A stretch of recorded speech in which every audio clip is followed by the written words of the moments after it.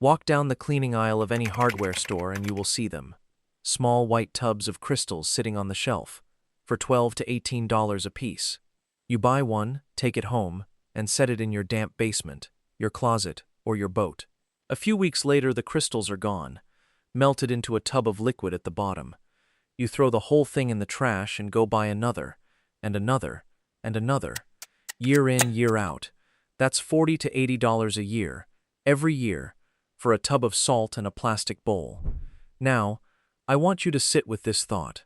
The white crystals in that tub are something you can buy in an 18-kilogram bag at any pool supply store, hardware store, or farm store for about $4. It's the same crystals, the same chemistry, marked up 3 or 4 times, dressed up in a branded tub, and sold to you as a disposable item. And nobody tells you what I am about to tell you today, that when those crystals have done their work and turned to liquid, you are not finished with them, not even close. You can take that liquid, set it in your oven for a few hours, and the very same crystals come back out, dry and ready to work again. The compound never wore out, it just got full, and there is no money in telling you that. My name is Elias Yoder, I am Amish, and I farm in Lancaster County, Pennsylvania. Now I want to be honest with you right at the start, the way I always am. This is not something my grandfather did. The crystals I am going to show you came out of a chemist's bag, not out of a barn loft. So, I will not pretend it is an old Amish secret. That would be a lie, and you can spot one easily. But this lives by the oldest rule my grandfather ever taught me. Waste nothing, and never let yourself be sold the same thing twice that you could have used forever. My people have always known how to deal with dampness through ventilation, by lime-washed cellar walls, by hanging a cellar door open on a dry day, and by careful placement of the spring house. This is a newer tool, but it follows the old rule, and once you know it, you will not be reaching for those tubs at the store again. Stay with me. Let me first say a true word about what dampness actually does, because most folks think it is just a smell, a closet that smells musty, a basement that smells of earth. It is more than that. Damp air sitting in a closed space is doing quiet, slow harm the whole time you are not looking. It feeds the mildew on your leather boots and the green spots on the wall behind the dresser. It rusts the tools in your shed and the springs in your bed. It softens the cardboard boxes you stored in the attic and rots the paper in the books in your basement. It darkens wood. It puts that particular smell in a boat you closed up for winter, or a hunting cabin you locked up in October and walked back into in April. The folks who study these things say once the air in a closed space gets damper than about 60% humidity, mold can start growing on a surface in a day or two. You cannot scrub your way out of that. You have to take the water out of the air. The question is only how. The big stores will sell you a powered machine for $200 or $300 that does it. A compressor, a fan, a drain, a thing you must plug into the wall and listen to and pay to run. And for a flooded basement, that machine is the right tool, and I will tell you so honestly. But for the everyday dampness, the closet, the small basement, the boat in winter, the cabin in storage, the shed, the gun safe, the camper, the storage unit, the pantry, there is something far simpler and cheaper, and it needs no power at all. It is a bucket and $4 of salt. So, let me tell you about the salt itself, because the chemistry is the real magic, and once you see it, you will not forget it. The crystals you want are called calcium chloride. You can buy an 18-kilogram bag of it at any pool supply store, hardware store, or farm supply for about $4. These are the very same crystals they use to melt the ice on the roads in winter, the same ones food companies use to keep their pickles crisp. Get the pellet or the flake kind, not the powder. Now, here is what this stuff does, and it surprises people every time they see it work. Calcium chloride is what chemists call thirsty. They have a longer word for it, but thirsty is the right word. It pulls water vapor right out of the air around it with a strength most other things cannot match.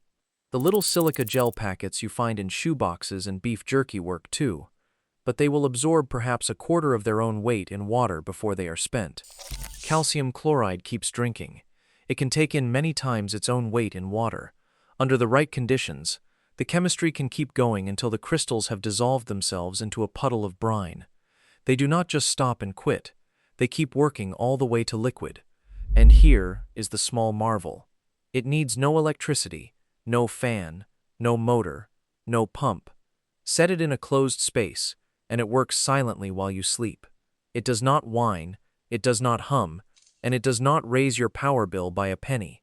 It just sits there and quietly pulls the wet out of the air. Here is how you build it, and it really is this simple. You need an 18-kilogram bag of calcium chloride, $4 at the pool supply store. You need a bucket or a deep bowl, you likely have one, and you need something to keep the crystals up out of the brine as they melt, because if they sit in their own water, they stop working. A plastic colander, the kind you use for straining pasta, set down into the top of the bucket so it rests on the rim. That is the whole thing. Or you can use 2 stacked food-safe pails with holes drilled in the bottom of the top one. Either works. Pour the calcium chloride pellets into the colander, about 5 to 7.5 centimeters deep. Set it on top of the bucket. Put the whole thing in the closet, or the corner of the basement, or wherever the dampness is, and walk away. That is the build. What will happen over the next days and weeks? The crystals will start to look wet, then to clump, then slowly to melt, turning into a clear liquid that drips through the colander into the bucket below. That liquid is the water that used to be in the air of that room. Watch the bucket fill, and you are watching the room dry. When the colander is empty and the bucket is full of liquid, you have not lost a thing. You have just gathered all the dampness the crystals could hold. A few honest, practical words, because I will not let you build it wrong. 1. Each bucket only works on the air right around it, say 1 to 1. 5 meters. For a closet or a small room, 1 is fine. For a larger basement, set out 2 or 3 of them spread along the walls. Calcium chloride does not pull from across a room the way a fan does. It works on the air close by. 2. Put the bucket on something the brine cannot harm. The liquid that drips into the bucket is salty water, and salt water is corrosive. It will pit metal and stain concrete. Set it on a board, or a glass tray, or an old plate. Do not set it directly on a nice wood floor or on metal. This is a cheap caution. 3. Keep the crystals out of reach of children and pets. They are not deadly, but they are eye-irritating and skin-irritating with much contact, and the brine especially so. Treat it like the lye or the boric acid I have spoken of before, a useful tool kept up where it belongs. That is the whole build. $4, a few minutes, and a bucket. No power. Now, here is the part the company that sells you the throwaway tub will never put on the label. The part that turns a $4 bag into something you can use again and again. When the crystals have all dissolved into the bucket of brine, you might think the job is done, that you toss the brine and buy a new bag. You do not have to. That brine is the same calcium chloride. It is just full of water now, and if you drive the water back out, the dry crystals come right back. The compound itself is not used up. It cannot be used up. You just need to take the water back out, and the way to do that is heat. You pour the brine carefully into a glass baking dish. A glass dish, not a metal one, because the salty water will eat at metal. Set your oven to a good hot temperature, around 200 degrees Celsius, somewhere in that neighborhood. Slide the dish in and leave it for 2 or 3 hours until all the water has steamed out and what is left in the bottom of the dish is dry crystals again.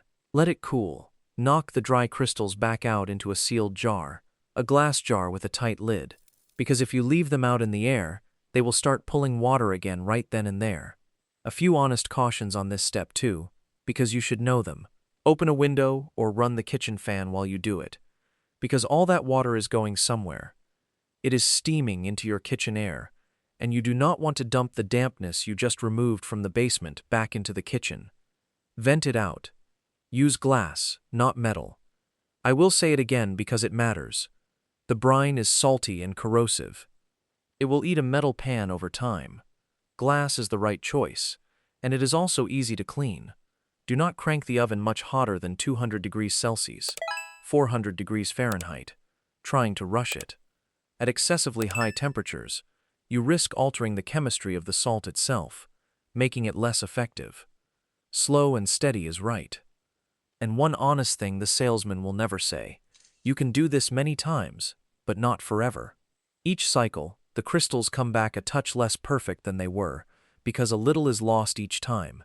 especially in very damp climates. But you will easily get many cycles out of one $4 bag.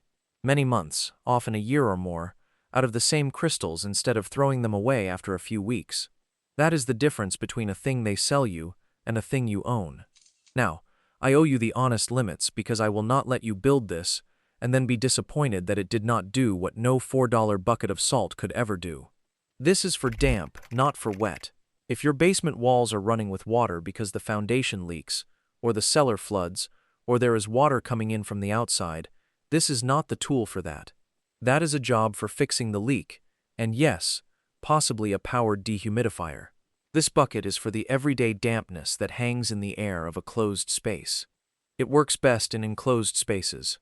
A closet, a small basement room with the door kept shut, a gun safe, a tackle box, a boat or camper that has been shut up for the winter, a pantry, a storage unit, a tool drawer, a cabin closed up between visits. Smaller and closed is best. A big open room with the doors and windows in and out all day. The bucket cannot keep up with that. Use it where the air sits still. It is a quiet tool, not a fast one. A powered machine pulls a lot of water out of the air in a hurry with its fan. The bucket works slow and steady, a little at a time, drying the air around it day after day, week after week.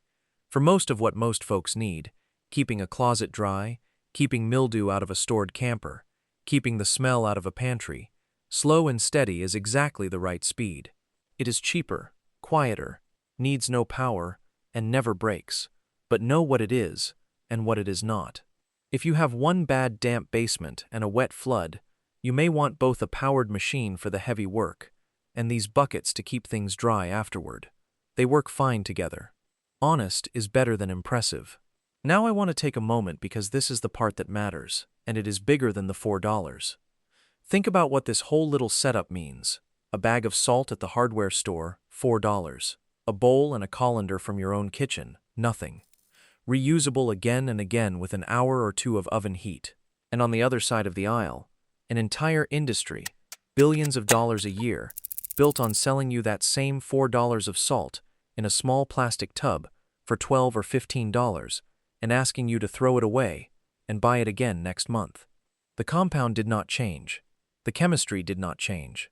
What changed is whether you know that you can pour the liquid in your oven and bring the crystals right back. This is the pattern I keep coming back to on Grid Down, because once you see it everywhere. There is good money in selling a man a thing he must keep buying. There is no money in telling him how to make one bag last him a year, so nobody puts "this can be regenerated" on the side of the tub, and nobody runs a commercial showing you the oven trick, and a whole nation buys the same bag of salt 15 times when they could have bought it once. That is not exactly a conspiracy. Nobody is hiding it. It is just that a system that profits from your repeat buying will never go out of its way to teach you not to. My people have always tried to live the other way. A thing that can be fixed, you fix. A thing that can be reused, you reuse. A tool you bought once should serve you and your children both. The bucket and the salt are not Amish, but the habit of mind behind them. Make it last. Do not be sold the same thing twice. Is as old as my grandfather's toolbox and as old as any plain home in this county. So, here is what I want you to do. This weekend, go to the pool supply store or the hardware store and ask for an 18-kilogram bag of calcium chloride pellets. $4. Take it home. Find a bucket and a colander or a deep bowl you have lying around. Pour in 5 to 7.5 centimeters of pellets. Set the colander on the bucket and put it in the dampest closet or basement corner you have got. Set another one in the boat if you have one, or the camper, or the gun safe, or the storage unit, wherever the dampness has been a problem. Come back a few weeks later. See the bucket fill. Pour the brine into a glass baking dish. Set your oven to 200 degrees Celsius, 400 degrees Fahrenheit. Leave it for 2 or 3 hours with a window open. Let it cool. Knock the dry crystals back into a glass jar with a tight lid. The same $4 working again. And tell me in the comments below, what is the dampest spot in your house? The one you have been throwing those store-bought tubs at. The basement, the boat, the cabin, the gun safe, the closet that always smells. And once you have built one of these and run a cycle, Come back and tell me how it went. How much liquid you caught, what kind of climate you live in. I read every single one, and the things you all teach each other in those comments help every new person learn faster. Next time, since we have been speaking of moisture in closed spaces, I am going to show you the old plain way my people built cellars and pantries that stayed dry without any salt or any machine at all. The lime-washed walls, the cross-draft, the placement, the small habits that kept food storage rooms sweet for generations. It is the older cousin to today's bucket, and the two of them together can keep your storage spaces in good order for a very long time. Until then, use a thing once, use it again, waste nothing, and remember, the people who built this country with their hands knew things we are only just starting to remember.